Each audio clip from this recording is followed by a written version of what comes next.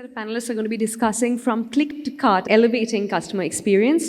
I'd like to welcome our moderator to the stage. Please put your hands together for Moumita, Sarkar, partner Deloitte India. And our esteemed panelists, Shridhar Murthy, country remote customer meeting point manager, IKEA India. A round of applause, please, ladies and gentlemen. Satish Karunakaran, director transformation, Pepe Jeans. Ajith Singh Rajapoothy, product head at Caratlane, Tanishq. And Sahil, Khanna, director customer experience, Adidas. Let's give them a warm welcome, ladies and gentlemen.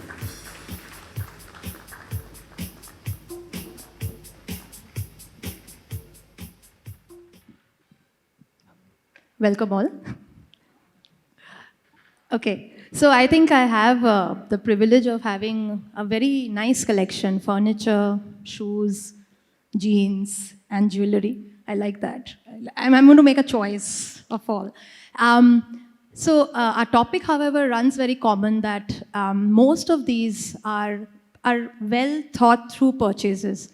I hardly think I go into a shop and buy jewelry in 5 seconds and come. I think I take quite a bit of time. So there are a lot of these are very involved purchases. And therefore, gentlemen, I think it's interesting to see how customer experience, omni-channel, most of, how we replicate that. And I think let's discuss something around for the audience as well, that what are you guys doing in that space?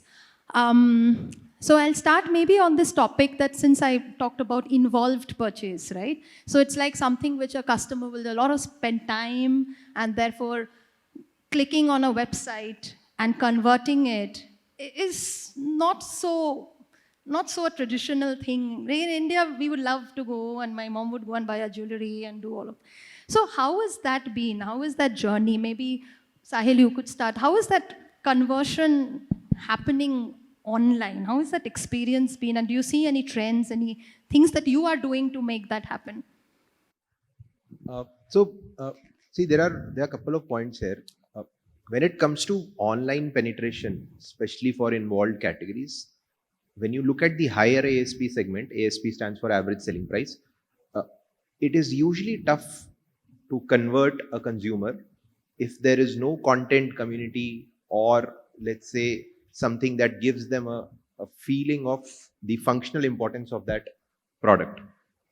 When you say emerging trends, there is one insight that I still feel is still very prevalent throughout Indian consumers, which is the value that they are seeking. Now, whether it is a 150 euro product or a 100 euro product, or even when you go to the value segment, you go at 30 euros, which would be about 3,000 rupees, they're still seeking that value.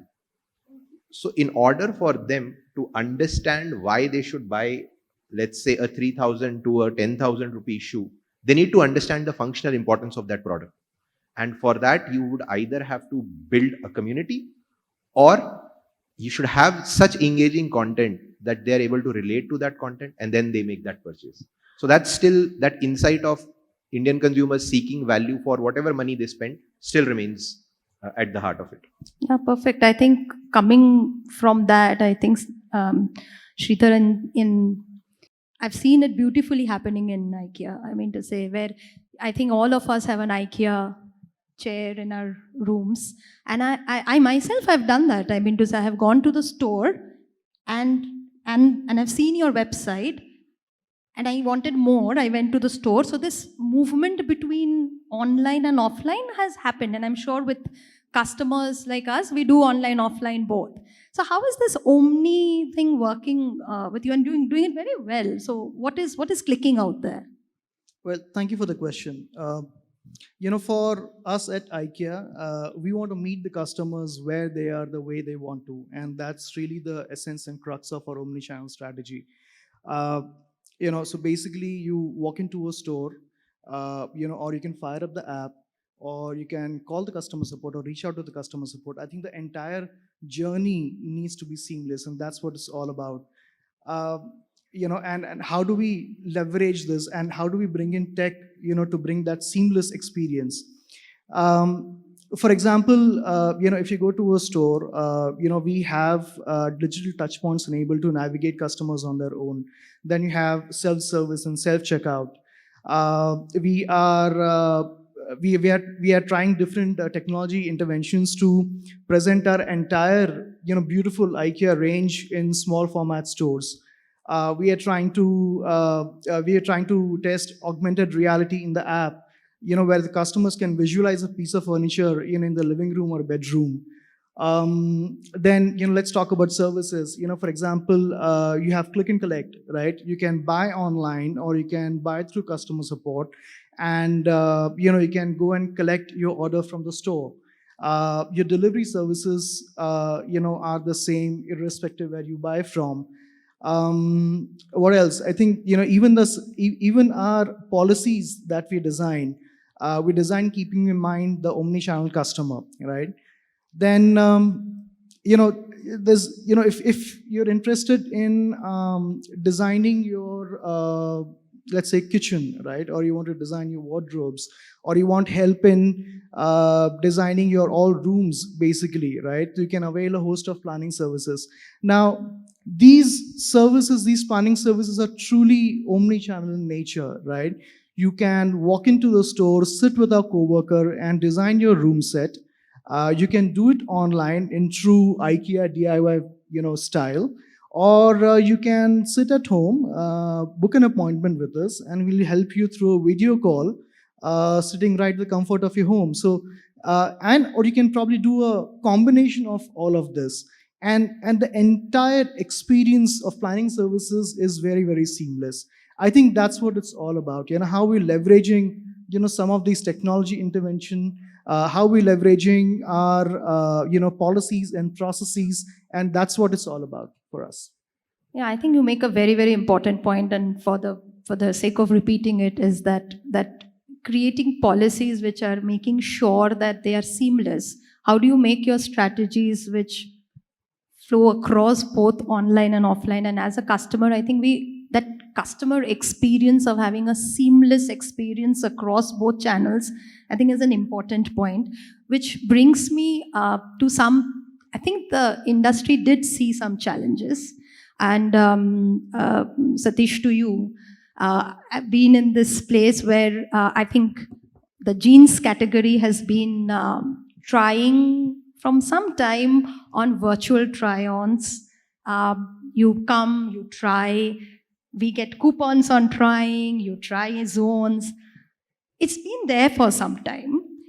So what has changed? And is there something which you are seeing that people are more receptive to virtual try-ons as it's an experience. You experience the product, we talked about it. You need to make the customer feel that functionality. And there's a feel-good factor with jeans. So how is that virtual try-on happening? So among the many things that we have been experimenting with for in the last few months, years, one of the critical ones that we have made quite a bit of progress on is virtual try-on, where the idea is that if you are online, you should be able to choose a garment and then be able to see how one fits into it, whether the particular size fits you properly, whether the garment itself looks good on you properly, and then also having the bragging rights to show that off in Instagram or Facebook, etc. So that's the bottom line of it. Technically, it's a complex project because every garment has a tech pack, and the tech pack will give dimensions, and we have to make sure that we are able to capture that and then show it on the person who is actually trying it out. So there are two types of virtual tryout. One is in-store, where we have smart mirrors, where a person can select a garment virtually and then see themselves in that garment. And the other one is the other situation is when you are online and you are buying a garment, you don't know which size to take.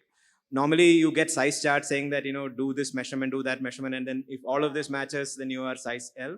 But this is much easier. You with 2 or 3 questions, they are able to narrow down on what is the right size for that particular user. So that's something also still in experimentation phase. I can't say that we have cracked the code on it, but we're getting better. Let's put it that way. Yeah, scaling might be, that is where I think the things have changed. I mean, to say, I think people are more receptive to getting a smarter way of getting that size guide, because the size guide is quite confusing, if I would put it that way, right? I know, Ajith, you you're in a different category where, the virtual try-ons may not, it has to be functional as well as that it has a beauty element to it, it has a feature element to it. So anything on that, and maybe moving into a little bit of personalization space. So, thanks for the question. You are right, actually. So, you might have known Caratlane started as an digital brand or an online brand, and then moved on retail, which is not typical, which is the exactly opposite.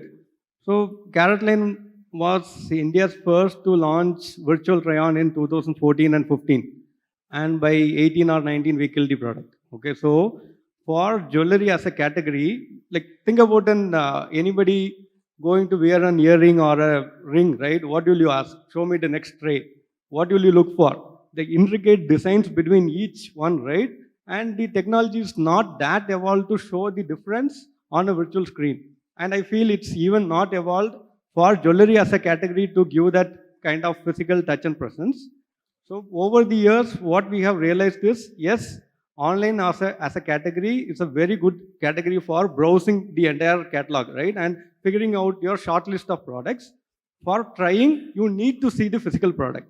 Okay, so virtual try-on did not work for us. We tried it. Okay, so what worked for us is like actually showing the product to customers. So we took these products to customers' home. We call it as tried home. And that also went on a still stop during the pandemic, right? We don't know what to do. So we evolved and went on to a live video call, right? So you can do a virtual call and show the products, and the consultant who is in the other side wear the product and show it for them, right? And it goes to multiple levels of calling the sister in the US and doing a tri-party call and concluding the sale itself, right? So what I want to tell is, like Shridhar was telling, as customers have evolved, like we have also evolved to meet the needs of the customer. And predominantly between online and offline, customers prefer the convenience of sitting at their home, using their mobile to browse the product shortlist, but to make the purchase decision, they want to see the product. And we take the products to wherever customers are. And we have 270 stores plus. So in Bangalore, there are 27 stores. So pretty much you can walk in nearby store and see the product. And you can know what product is there as well. So, yeah. But just to maybe across all of you, because we are looking at a click to cart, and what I'm hearing is that there are certain, if I just summarize this a bit, saying that there are certain products, certain ASPs, certain elements which can go from click to cart. There are some which are still in a more, the cart has changed. The cart has to be more evolved. Either it's a omni, in between. But I think it's evolved from the stage when we all had to go to shopping and, get it. We are getting to this mixed bag, virtual, then going and finishing a part of the consideration set and awareness and all that elements, till a point we go and make that purchase. Cycles have changed. So any thoughts on what kind of dimensions or things which quickly can go from click to cart? Like maybe Shridhar, in your cases also, do you see a variation among products which are click to cart versus click to cart and then come? So, it all starts with, your pricing strategy, right? And the pricing strategy goes back to our vision where we want to be, we want to be there for the many people, right? Mm-hmm. That's how we want to remember as a brand. And then, again, we are talking about, when we look at our customers, we look at omni-channel customer, right? Traditionally, while IKEA has been a brick and mortar, company, there's leaps and bounds effort that has gone in the last half a decade or more into building, online presence globally, right? And irrespective of, whether you're buying online or you're buying from the store, the idea is, how do you create an environment where the customers feel inspired, right? Where we are able to offer product recommendations, we are able to offer ideas where they're able to see their own home in an IKEA inspiration. And then you price accordingly, right? And then, of course, how you build a home probably would differ from market to market as well, right? For example, homes in Mumbai probably will be a little different from how homes are set up in Hyderabad, for example, or Bangalore, right? All of that comes into picture when we look at this. And I think maybe I'll move the question to Sahil. You've been working on, like you said, community. There's a lot happening in your e-com space, right? And traditionally, you're looking at day in and day out. If there is some holy grail of saying that, okay, these are things which measurement-wise, and I'm coming to that area of measurement, which I think none of us really can put one stick and say, okay, this is the right measure. I think we've been good, but they all coexist. So what are the things you are looking at in terms of saying that this is successful? And I'm saying not only smaller journeys, but also bigger programs. So what is success? What is, I know it's a tough one, but yeah, what is success? Yeah, so virtual tryout is not just a solution for a fit problem. It's also a customer experience. So to some extent, certain products, like for example, oversized t-shirts. Oversized t-shirts are by nature oversized, and you can fit it right to the body shape. So to that extent, there are products like that which are more complicated to get it right. But now with AI-based solutions that are there, it is able to see that even for an oversized t-shirt, what size works best for a particular customer. So that is there, but that technology is evolving. It is more of a customer experience thing currently, that they, you find Instagram chats of people saying that, okay, I did virtual tryout and that was very cool. So it's like qualitative. It is more qualitative. In standard products like t-shirts or a half sleeve shirt, it is much easier. For menswear, it's much easier. There are certain products where it really goes out very well. For the more complex ones, it is the jackets, for example, or a dress. It might be a little bit more complicated. And from a quantitative angle, Sahil, so what are the things which you look at success? So see, I think e-commerce is placed in a very advantageous situation in this case. There is a lot of data. Like in fact, we are just swimming in the sea of data. The question here is two things. Can you track it efficiently? And then can you attribute the success to that tracking? So when we talk about omni-channel, or when we talk about high ASP products, involved categories like gold, for example, or something that you have to keep in your living room, like furniture, these are involved categories. You will see them day in and day out. So therefore here, the path or the journey is two ways. One, where is the discoverability happening? And then where is the final purchase happening? And this is where the conundrum of where should we attribute the success? Yeah. Would you attribute the success when the consumer started searching for IKEA products online? Is that the attribution? Or I searched it online, discovered it, understood the pricing landscape. Now I'm going to feel the product in the retail landscape and then do it. This is primarily one of the reasons why you will never see suddenly in any category, barring mobile phones, which are going to be standard, that penetration has gone upwards of 40% or 30%. Even for quick service commerce, where you have deliveries in 10 minutes, we all thought now it's going to be a land change, a sea change suddenly in the penetration. Grocery has still not touched double-digit penetration, not only in India, but in fact in any part of the world, it has not done the same. So therefore, coming back to the same point, what do we track? We do track three things predominantly. One is CTRs, which is click-through rates. The second is step funnel journey, which is again a very common thing that everybody tracks. And then finally, conversions. Where we still face a concern is the attribution to it. What is that last touch channel?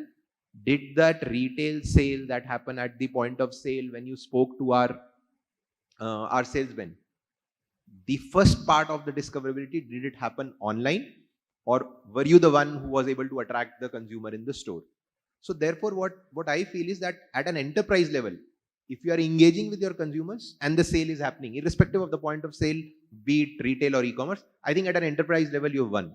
Yeah. So that should be the... And Shridhar, to you, and because we are talking experience by default is a qualitative, it's a feel, right? And I've been through quite a bit where that, everybody talks about that the customer is feeling good.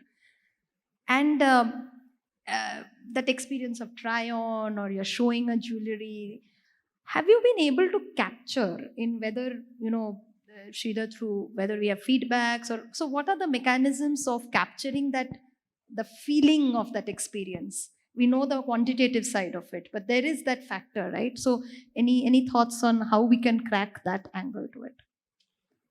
When Ingvar founded IKEA, almost 80 years ago, he kept customer at the heart of everything that he does, to scale up IKEA to the level it is today, right? And that's really the essence been for us, right? And that's become part of our culture today, and even after this long, since inception.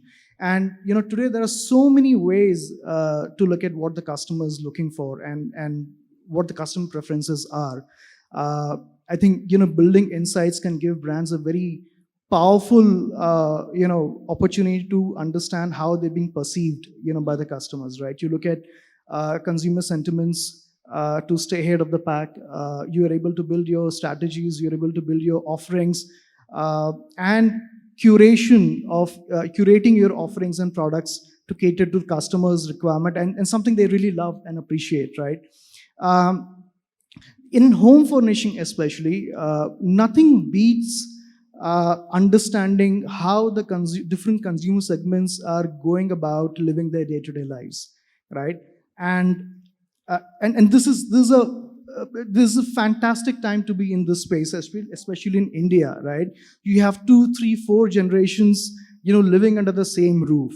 What does home mean for each of them? What does the sense of personal space, right, for individually and a collective space? What are the expectations from a brand like IKEA, right? I think a lot of this, for example, in a Life at Home report captures a lot of these insights. Then we go, we look at market levels insights as well to understand the nuances of what home is all about. For example, what does it mean between a tier 1 and tier 2 city? Maybe a Bangalore and a Hyderabad, right? What do customers like? So all of that, sort of goes into it, right? And of course, then you have your, fantastic post-purchase feedbacks, right? We call it happy customer score. It beautifully combines, customer feedbacks and customer sentiments to understand what the customer is really looking for, yeah? And then you look at social media today. I mean, there's so much you can learn by observing the trends and engaging the customers through that channel. So, there are so many ways. And of course, your brands can really benefit from listening to their own staff, right? Co-workers provide fantastic insights to us. So, our co-workers are so engaged on the ground that, when they're interacting with the customers, we know what the customers are talking about, what they like, what they don't like. While some of these approaches and methods might evolve and change over a period of time, as they've been doing, it's been happening for a while, I think the key is to keep your ears glued to what the customer needs. I think that's the crux for us. That's always been that way. Yeah. Yeah, and Ajith, I think that brings me to the fact that jewelry is a highly personalized buy, right? And you've been, in fact, because this question to you, because the TG of the customer that you've been targeting from day one is a little not so traditional jewelry segment, and it has moved with different products. So how do you make those choices of product based on any hyper personalizations that you're doing? And maybe the word hyper could be in different scales, but personalized jewelry, that element is in India is quite doing well. So any thoughts on that one? Because that will be an area that you look at. Sure. See, jewelry as a category itself is a very emotional category, right? You think about any of your past jewelry purchases, you might have discussed with your family, taken the entire family to the store, and the entire purchase decision was taken to them. So it is not like the impulse purchase is very minimal. Probably I thought of going to a store and purchase one product, I might have end up with 2 products, but otherwise you just don't walk up and just buy a jewelry, right? So it's very the category itself is very personal and emotional in that matter. So I'm going to, when you speak about personalization, there are like broadly three type of personalization in our space. One is the product personalization itself, which means I can engrave your name on the product, or I take a photo, give it to us, and custom design this product for you, right? That's the second type. And but this is something we do. I'm not going to speak about it. The second one is the journey personalization, which we all spoke. I could see the product online, want to see the product taken to my home, or go to the store and make the final purchase. I can do all possible combination, and each purchase journey itself is unique, right? I'm also not going to speak on that, but I want to speak something which is very close to our heart. The mission statement which our founder has defined is, we are in the business of helping customers express their emotion using jewelry. As simple as that. And I'm in the digital space. How can digital enable that, right? So what I told is that purchase, the entire emotion behind purchasing a jewelry, can it be captured and put it on the jewelry itself so that it is eternal for life, right? That's our latest innovation in this space. I can scan my ring and access the message which my wife has given to me, right? And we call that as postcard. Anybody who is purchasing in Caratlane can record a personalized message and upload it in the Caratlane app against the product itself. And when you scan your ring, you can access that message back. And that's the latest innovation. This was unthinkable few years back. With our evolution of AI, ML space, and all the digital technologies which is available, pretty much possible. And we have achieved it. So we're very proud of capturing that emotion and carrying it for life. We tried cards, we tried like QR codes. All this will go off from time, right? But the piece remains with you. Absolutely. Like just the story, like I was speaking to this doctor couple in Hyderabad. Okay, the wife have purchased an anniversary ring for the husband and given to the husband. I was interviewing them. Okay, I was thinking about it. The message is all about how they have gone through the ups and downs and seen various stuff. And think about they having a moment of fight, right?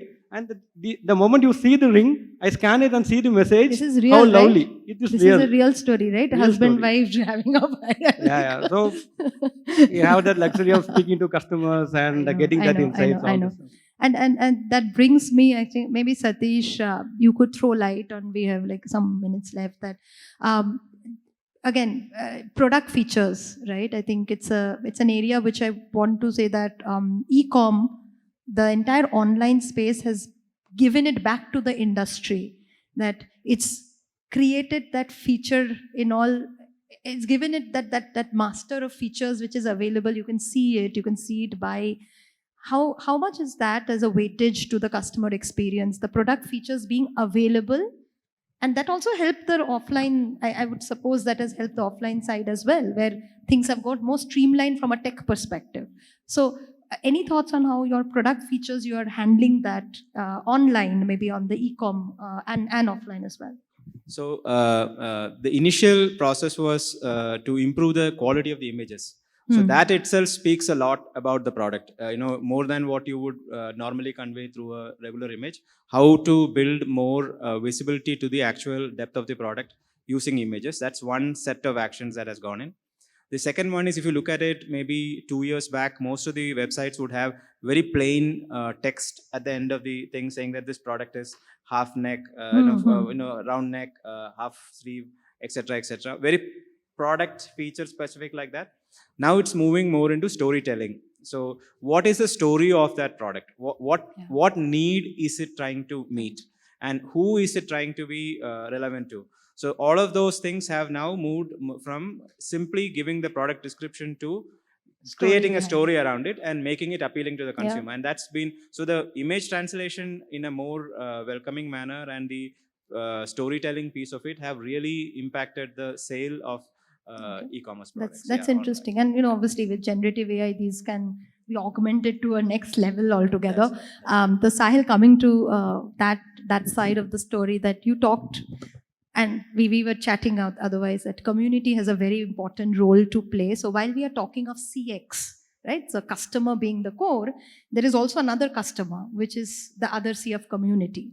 So how do you see that getting engaged? And many initiatives, you just touched upon it, that e-com being or the click to cart, is there a community angle to it which can be maybe delved upon or enhanced?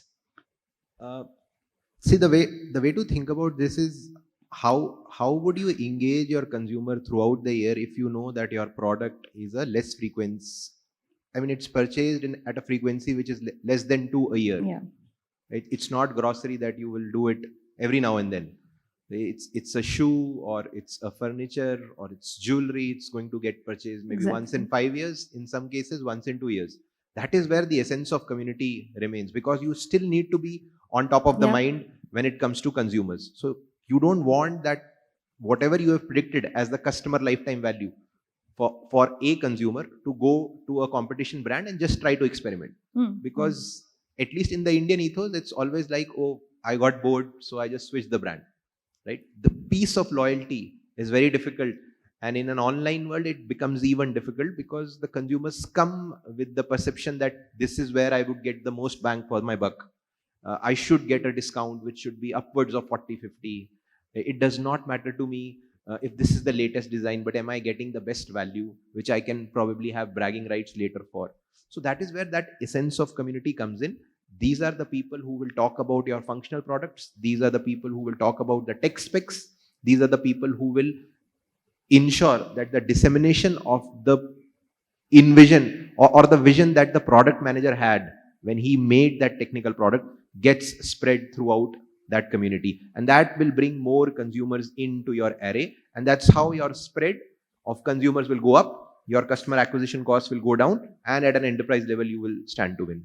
No, that's very exciting to hear, because it does play a very important role of how you engage them throughout the year. And it's been like, I started with the fact that it's not a, Satish.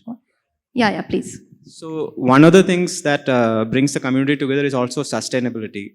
And what the brand stands for in sustainability in an authentic way, not in terms of just putting words behind it, but how to really demonstrate that you care for it. For example, in the denim industry, consumption of water is a very big issue, and all efforts are on to reduce the amount of water consumed per jeans. So Pepe has done quite a bit of work in that and reduced X number of liters of water per garment.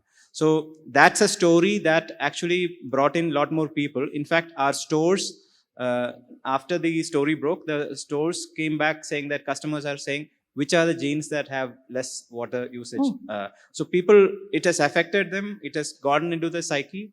So I think sustainability is a brilliant way to keep the community engaged and also to give back to the society from which these brands are working. Perfect. So we have just like 20 seconds. So I'll do a quick fun one with you. This is out of all our discussions. CX means to you. 2 words, huh? Only 2 words. Tell me. CX for you. 20 seconds. What is CX for you? Customer at the heart of everything. Cool. Less friction. Less friction, more enjoyment. Fantastic. Sahil. Lifetime loyalty. Fantastic. Reason for our existence.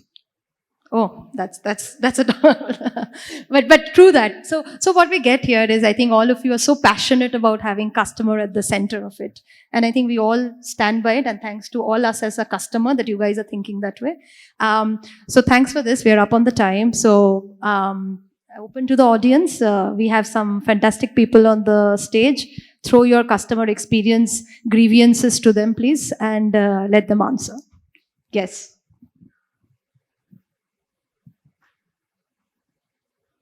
Do we have time for 1 or 2 questions? Since we're standing up, I think one question maybe. Sorry, but, I took that liberty. I saw fine. 40. It's still in the red. That's why I think. We're maybe still I a have little bit time. behind schedule, so we're trying to make time. No problem. Maybe 1 or 2 questions. Yeah, good afternoon, everyone. That was an extremely interesting and insightful session from all of you. My name is Srikanth. I represent Royal Oak Furnitures and the e-com space in this furniture category. I have one question to Mr. Ajith, which from Caratlane, you are into the jewelry online space as well. One thing we see is that online typically is still seen as a more of an entry-level EPP kind of a product range with very low ticket values, AOVs. Where do we see this leading to, and what are your thoughts how we can expand this horizon wherein we can compete with the offline brick and mortar stores? Sure, true. Nice question. So when we started off with online, 100% of our revenue was from online, right? And we are ulta of any other brand, like not open a store and then come online. So we currently have 270 stores, and if you see a pure split of online versus revenue, like majority of our revenue, I can say 90% of our revenue comes from the retail store. Okay, but 100% of our browsing happens online. That's a difference. And as a business, we have stopped seeing business as a channel. That's the biggest shift which has happened 5 years back, right? And all the brands who speak about omni-channel, if they want to truly become omni-channel, stop seeing revenue as a channel, right? Else you can never bring that difference. So 100% of our browsing happens online, and your conversion can happen in any channel, right? And who are like wanting to experiment with a lower price product, say a 15K, 20K, can purchase online, and we have a 15 days return policy. You can send it back if you don't like it, or if you feel it is too risky, go to a nearby store or ask somebody to come, right? So for us, online as a channel is very important because that's our target market, right? That the entire TAM sits around there. But conversion as a channel, we are not worried. It can happen anywhere. So hopefully I answered, right? Yeah, thanks. So sorry about that, but we really, maybe if there's any more questions, we can take it offline later on. Ladies and gentlemen, let's put our hands together for this panel. As Thank you. Sir said, Thank you. Thank you. A very, very interesting discussion. Thank you so much.